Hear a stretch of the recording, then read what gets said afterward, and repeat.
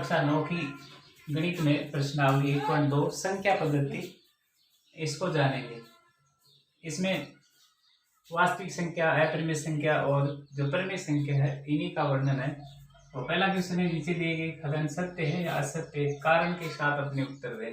पहला कथन है, प्रत्येक अपरिमेय संख्या एक वास्तविक संख्या होती है। तो वास्तविक संख्या, वास्तविक जो संख्या होती है उसमें परिमेय और अपरिमेय संख्याएं दोनों ही, संख्या और अपरिमेय संख्या दोनों ही इसमें शामिल होती है। तो परिमेय और अपरिमेय संख्याओं का समूह वही वास्तविक संख्या होता है। तो इसमें वास्तविक संख्या में यह लिखा है कि अपरिमेय संख्या क्या वास्तविक संख्या होती है, तो इसका मतलब ये होती है, यानी जो इसका प्रश्न नंबर 1 है, इसका जो 1 नंबर है, ये इसका उत्तर जो लिखेंगे कि वो सत्य है, क्योंकि आगे लिख देंगे कि वास्तविक जो संख्या होती है उसका अपरिमेय संख्या एक हिस्सा होती है। यानी लिखेंगे इसका कारण कि वास्तविक जो संख्याएं होती है उनका अपरिमेय संख्या, तो अपरिमेय संख्याएं होती है एक भाग होती है, क्योंकि वास्तविक संख्या परिमेय और अपरिमेय दोनों से मिलकर बनी होती है। अब इसका 2 नंबर,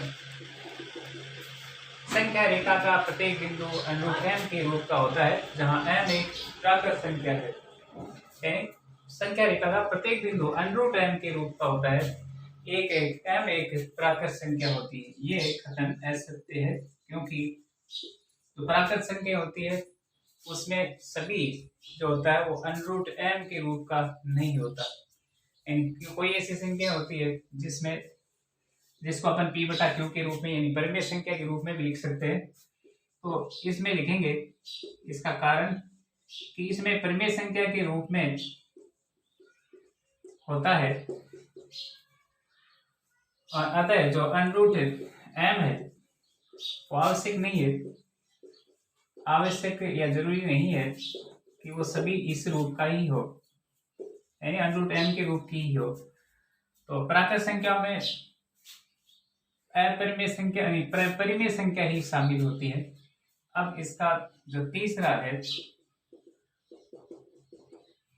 प्रत्येक वास्तविक संख्या एक अपरिमेय संख्या होती है।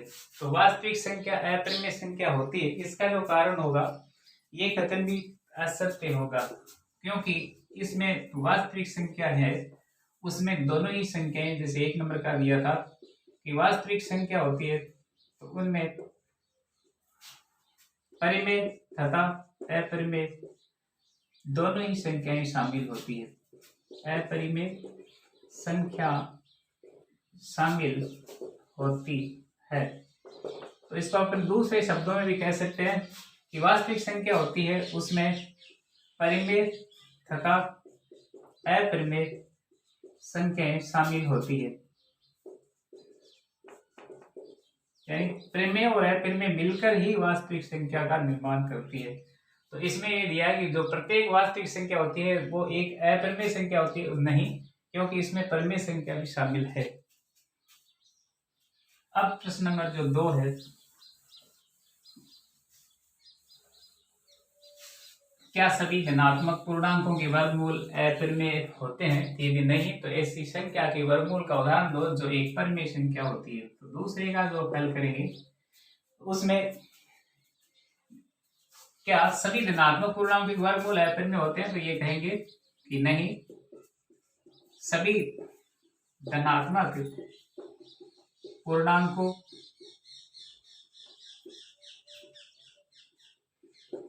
के वर्गमूल अपरिमेय, सभी धनात्मक पूर्णांकों के वर्गमूल अपरिमेय होते हैं, इसका नहीं आएगा। तो अब आगे ऐसे उदाहरण भी अपन देंगे उसमें कि जैसे 4 है या 9 है या 16 है या 25 है या 36 है। तो उसमें देखा जाता है तो 4 का जैसे अंडर रूट निकालेंगे 4 का वर्गमूल।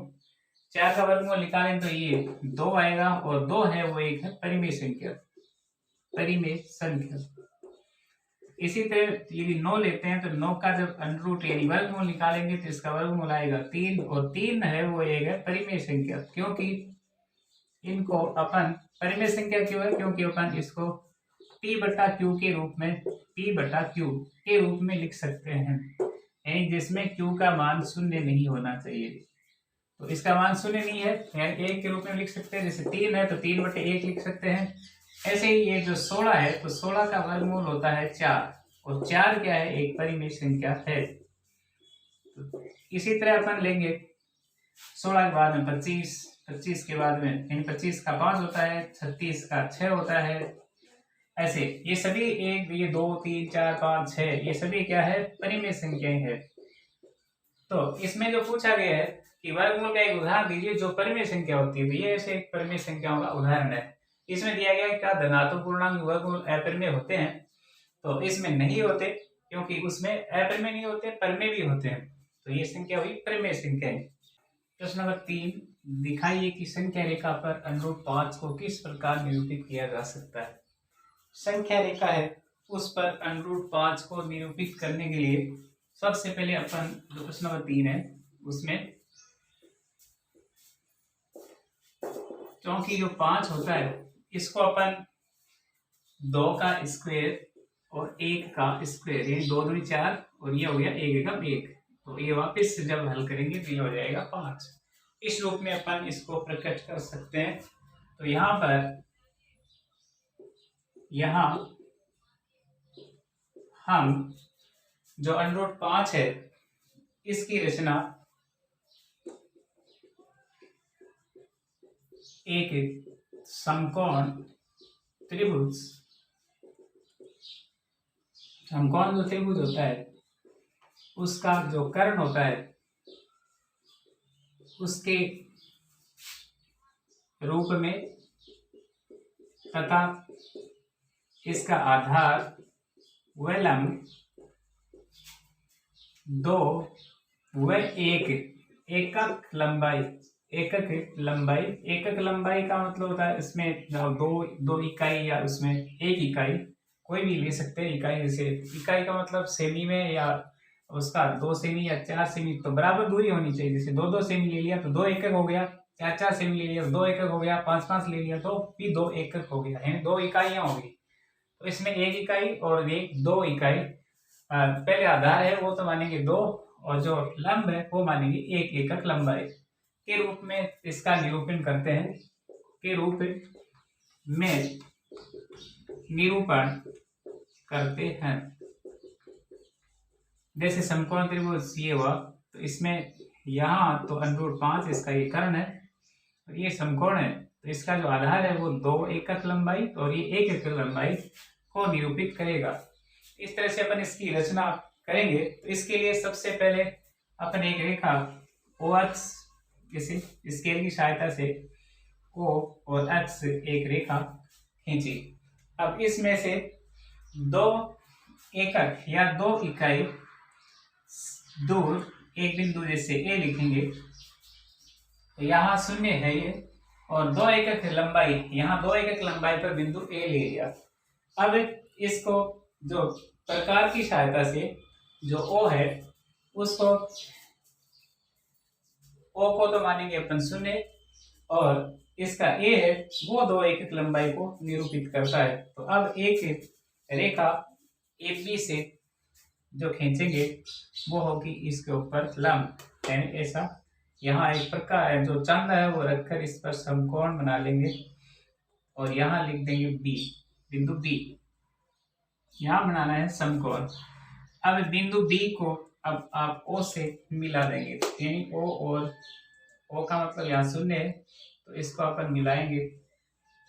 अब यहाँ तक की दूरी का प्रकार खोलकर, यानी यहाँ 0 से लेकर B तक की दूरी का प्रकार खोलकर इसका एक चाप काटेंगे, और ये चाप जो इस जो आधार रेखा है इस पर जो बिंदु P है यहाँ कटेगा, तो ये है बिंदु P। बिंदु P इसमें निरूपित करेगा √5 को। ये हुई √5 और ये जो दूरी है वो 1 एकक और ये है नीचे 2 एकक, यानी 2 इकाई और ये 1 इकाई, ये √5 के रूप में निरूपित होता है। अब अपन प्रश्न नंबर जो 4 है इसको हल करेंगे।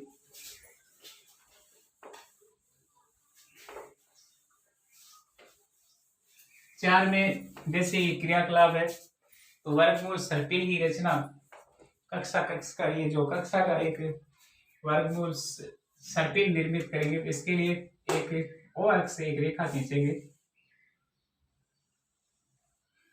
ओ और एक्स, इस पर एक एकक लंबाई, यानी एकक लंबाई का मतलब यहाँ से एक इकाई, कोई भी इकाई लेकर उसकी दूरी को अपन माप कर यहाँ बिंदु ए दर्शा देंगे। ए पर समकोण निर्मित करेंगे चांदे की सहायता से, यहाँ बिंदु बी लिखेंगे। अब ये भी 1 सेमी और ये भी 1 सेमी, यानी 1 इकाई और ये भी 1 इकाई या 1 एकक या 1 एकक। अब यहाँ से ये जो ओ है और यहाँ इसको बी से मिलाएंगे।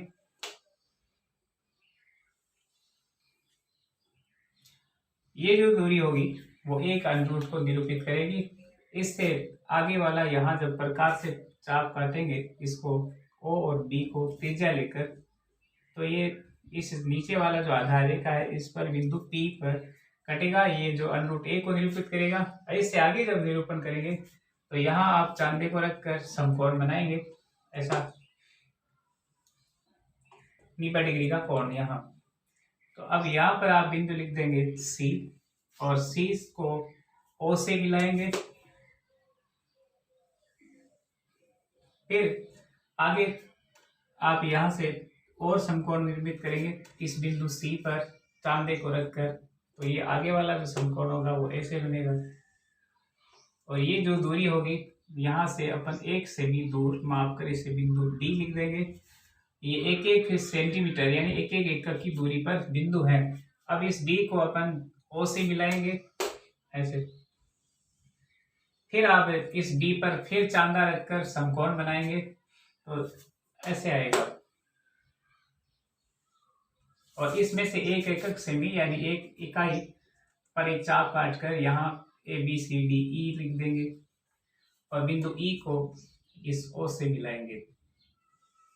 तो ये आगे से आगे चलता रहेगा। इसी तरह अब यदि और आगे करना चाहते हैं तो यहाँ समकोण बनाएंगे फिर, और ये जैसे यहाँ ये 90 डिग्री हो गया और इसमें से ये 1 सेमी दूर यहाँ एक चाप काट देंगे, यहाँ F लिख देंगे और F को O से मिलाएंगे।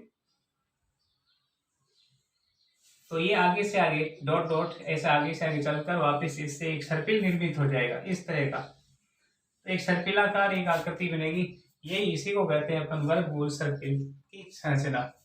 तो अपन इस जो 1.2 अभ्यास है इसको हम इसकी सहायता से आसानी से समझ सकते हैं।